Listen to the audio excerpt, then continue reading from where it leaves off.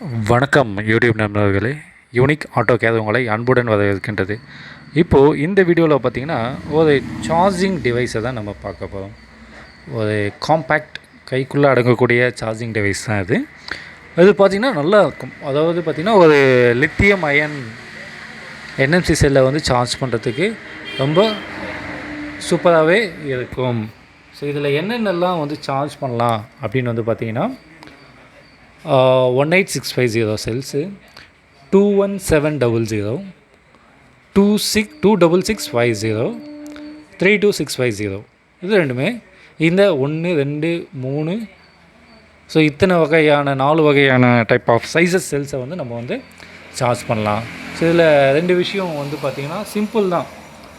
ஃபுல்லாக green, சார்ஜிங்னா red. ஓகேங்களா? Full ஆகிடுச்சுன்னா க்ரீனில் எரியும். இங்கே ஒரே ஒரு யூஎஸ்பி சாக்கெட், அவ்வளோதாங்க. ஸோ இப்போ இதில் வந்து பார்த்திங்கன்னா நான் இப்போ எப்படி சார்ஜிங் அப்படின்றது வந்து காட்டுறேன். இது ஒரு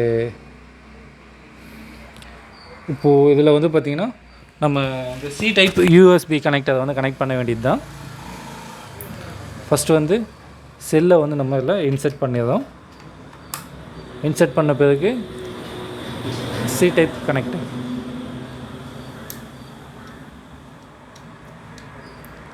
கனெக்ட் பண்ணது பார்த்திங்கன்னா சார்ஜிங் ஃபுல் அப்படின்றது வந்து காட்டுது. ஓகேங்களா? சார்ஜிங் வந்து ஃபுல்லாக இருக்குது, அதுதான் மீனிங். ஸோ க்ரீனில் தான் எரியுது. ஓகேங்களா? இந்த லைட்.